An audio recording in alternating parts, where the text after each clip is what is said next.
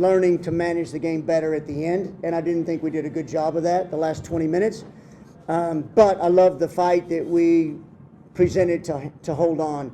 As far as the past history, you know, with results, the last time with the Ivory Coast, I've said this all week to anybody that's listened to me, is I love history, but I'm not a big believer in past history having anything to do with what we do presently, and that's what we preached all week. It didn't matter what's happened in the past. It was all about the players that are here now, and it's a different group of players, it's a different coaching staff, and so we can't be concerned with the past. I do feel very positive about the second leg, but we also know we've only done half the job. So we know and respect that they're fully capable of getting a result at home.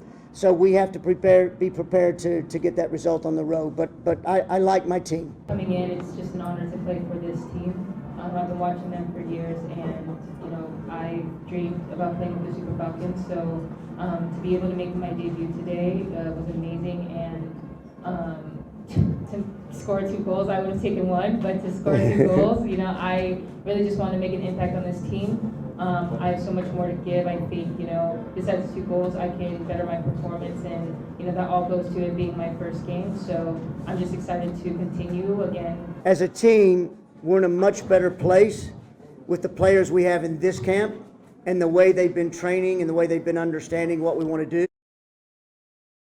Nigeria will be able to do well by the time we face Cote d'Ivoire today. Just allowing to have at least what happened here in Abuja between Nigeria and Super Falcons and Lady Elephant. The fight is now in Abidjan, where they will be fighting in the second leg coming up today. It just have to be a win for Nigeria because we want to get to the AFCON, African Women Cup of Nations. It will be coming up live today there in Abidjan. And hopefully Nigeria and Super Falcons will do us proud. They did well here in Abuja. The MKO Stadium, winning that game 2-0. Cuttle of Ifeoma Numunu, who actually scored the brace, although he scored a third goal before the first one was cancelled. But right now we are celebrating the fact that the first leg has been done. The second leg will be coming up today. Hopefully these ladies can do us proud. We believe they can do it. Using that to usher you into 360 Sports on Trust TV. I am Adeni Ajishafe. Well, just as you saw there, Nigerian ladies, you just have to be at their best as they be facing the Lady Elephant, the free scoring side of Cote d'Ivoire. As that match will be coming up by 5 p.m. today. Hopefully our ladies will do well. But the main thing right now is the fact that Coach Randy Wardrum will not be without the captain, that is Assistant Oshoala, or other team members will be able to do well in that game. Whoever is featured will at least showcase why they have been given the chance to play for Nigeria. And the lady of the moment, Ashley Plumter, will also be able to do well. Hopefully, she will play well today because of what she did in the first leg at the MKO Abiola Stadium. She was being hailed every nook and corner of that stadium. They were just shouting Oyibo. But hopefully that this lady will also do well for Nigeria today. Nigeria will be facing a very Herculean task against Cote d'Ivoire. Cote d'Ivoire is a team that they score goals a lot, and we hope that they will be able to do well. Talking about Nigerian Super Falcons, well, that match will be coming up, and we believe that they will do us proud. Well, that's it concerning that. That's actually Plumter there, the lady from Leicester City, who really shone like million stars for Nigeria in that game. Cote d'Ivoire really came, they saw, but they couldn't conquer. We won that game 2-0, but today they too will be filing out to show that they can do it in the second level. Nigerian ladies, according to Coach Randy Wardrum, he has his tactics, and he will be trying to make sure he do actually the ladies perform well in the competition. Well, we wait for that result by 5 p.m. as they'll be filing out over there in Abidjan. Now let's go straight to talk about also this time around about the ladies. The Nigerian Women Football League will be starting again today for the second stanza. Well, matches that will be on in different stadia. About 6 matches will be coming up from Delta Queens to Abia Angels. We have Confluence Queens. They'll be playing against Nasarawa Amazon, while Sunshine Queens of Akure, they will host Rivers Angels in another encounter. Nigeria Tells Tales will be on. Nigeria Tales will be playing against Rivers Pelican Stars of Calabar. FC Robo Queens of Lagos will be at home against Royal Queens, while Osun Babes they travel to play against Adamawa Queens. It's a big match coming up in all these 6 games that will be coming up today. The Nigerian Women Football League Match Day 8. The Match Day 7 has ended. That was when the first stanza was played, and now the second leg starting, and they will be playing the matches today. Now let's look at the way the table is standing before the matches that will be coming up today. Talking about the Nigerian Women Football League table, it was like this before today. Now let's look at Nasarawa Amazon are topping. They're topping the group there with 15 points. You have Edo Queens. Edo Queens are also their second on the log. Nigeria Tales third in the Group A standings. Nigeria Tales third. You have Confluence Queens fourth. Osun Babes, Adamawa Queens, and Pelican Stars of Calabar. Osun Babes will be facing Adamawa Queens on the away game. So even though they are both having 6 points, who will be getting more points will be coming up in that match that we played today. In the Group B, Rivers Angels will be at home against they are topping the group. They will be playing their game also today. Bayelsa Queens are second on the log. Delta Queens, FC Robo Queens of Lagos are standing forward with 10 points, the same point with Delta Queens, while Sunshine Queens and Abia Angels are having the same point alongside Royal Queens of Warri. Those are that's the standing for so far between all the teams participating in this competition. 14 teams are participating, and now they will be playing 6 matches today across different stadia in Nigeria. If you just roll it out there for you, while the matches will be coming up, let's give you at least a tip of what is going to be expected from the ladies across different centers from Nigeria. Okay.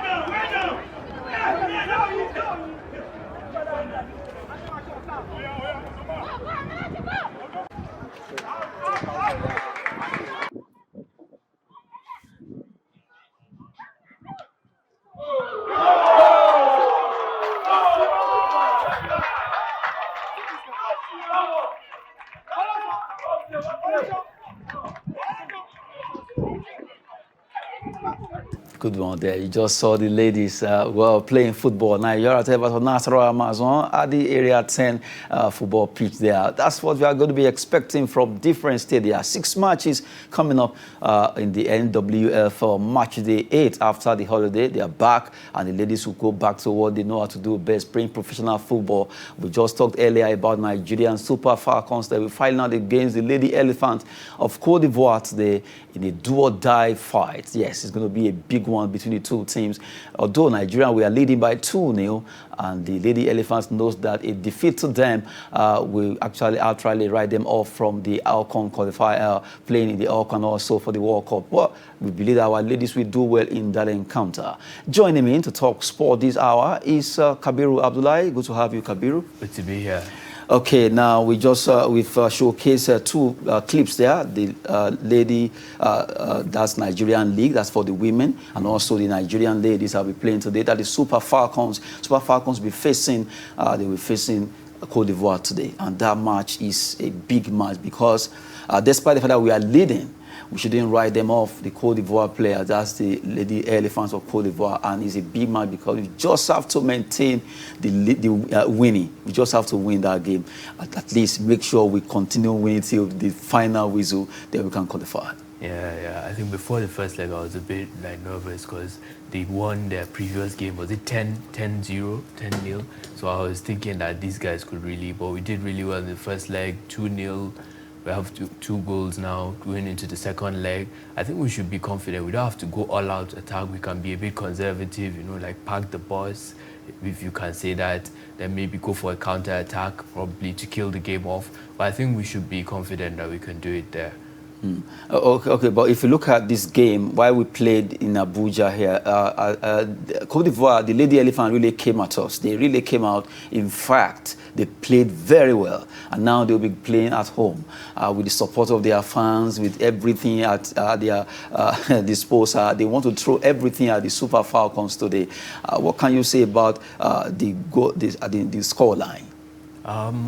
I think 2-0 is relatively a comfortable score. And the fact that they didn't score, maybe that helps as well. So I think if we go there, if we're disciplined, even though they're home supporters, obviously they'll be at us. I think the last game our defense really did well. They were unlucky as well to miss some chances, but I think I'm confident that we can go there and deliver a result. And we just saw the Nigerian Super Falcons to do us proud today as they fight against the Lady Elephants in a do-or-die duel between them and the country called Cote d'Ivoire. That will be a big match. Hopefully they will do it. We also talked about the Nigerian Women Football League match day 8 after the women had a recess. Now they are back to play football, and we hope that they will give their best. All the teams playing, Pelican Stars, Nasarawa, Amazon, Nigeria, Test of Abuja, all these things will be playing today in the Nigerian Women Football League. Now let's leave that aside as we quickly look at a fixture will be coming up in the NPFL between Gombe United and Plateau United. Well, that match is a big one too. Why? Plateau United want to upstage Rivers United, who are right now topping the table.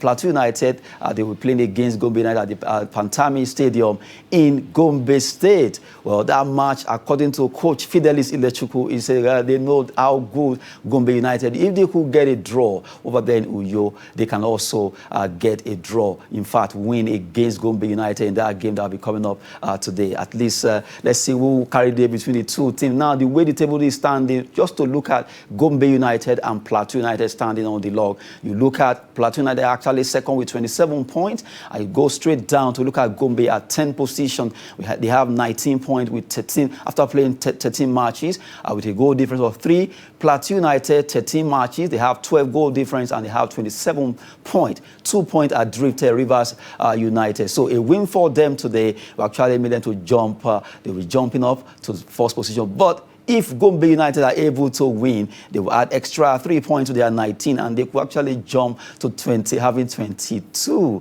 Well, that will be for the players to decide if who will win out of the two matches. Just looking at Plateau United versus Gombe United, the match that will be coming at Pantami Stadium in Gombe there. That match is going to be a big one because attention will all be on just that particular match. Let's quickly, let's move away from that particular match. Let's talk about the biggest one that happened yesterday in the UEFA Champions League. Matches were played.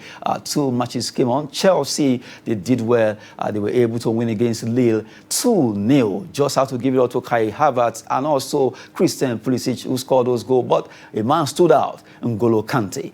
Villarreal against Juventus ended 1-0 draw there. Juventus, Vlahovic scoring one of the fastest goals, if not the fastest so far in the UEFA Champions League. While Villarreal also, they held their own at home against the old lady, Juventus. That match ended 1-1. Samuel Chukwueze was able to at least give an assist there. That game was an outstanding match for Chelsea, looking at what they did against Lille. Back to you, Kabiru. Chelsea-Lille, a match that you saw. A lot of people were like, what happened? Lukaku on the bench. Yeah, given his recent form, I think he deserved to be on the bench. I think on the weekend, he wasn't really on form. I don't know what's going on with him. He started the season really well, but it seems like he has fallen off a bit. The weekend, I think he had like 7 touches throughout the 90 minutes for a striker. That's really poor. But I think Chelsea, they delivered, like you said. So solid performance, like defensively, they were solid. They didn't really give much away, even though they were missing their star striker. I think they should be confident. The game, second leg, maybe it should be all right. They should be in the quarterfinals. Now, looking at the way Chelsea play against Lille, they showed class at the Stamford Bridge, that they were really ready for it. Well, despite the fact that Lukaku, as expected, as in a lot of people think maybe he's going to start the game, but we saw what happened where the player, especially N'Golo Kante, that player seems always so exciting when you watch him play football. Very outstanding while playing. Yeah, you know, class is permanent. Like N'Golo Kante, even though he's in his maybe later years, 30s these days, but he's still showing that he still has that in his locker to be that midfield general, to orchestrate the game, defensively solid, like not give anything away. I think Chelsea, they outclassed Lille last night. They really should. Okay, now if you look at Villarreal versus Juventus, that game too saw Vlahovic, £17 million move to Juventus. It's not a fluke. That is now showing it that, yes, for the fact that you guys got me, I want to justify that. Now he's actually paying back to Juventus. Yeah, Vlahovic. I think Arsenal were after him as well in January. Very young striker, very tall, big. I think he scored the quickest debut goal in the Champions League or something, just 33 seconds or something. You can see what he's made of. Very big striker, hold up play very well, clinical, both feet.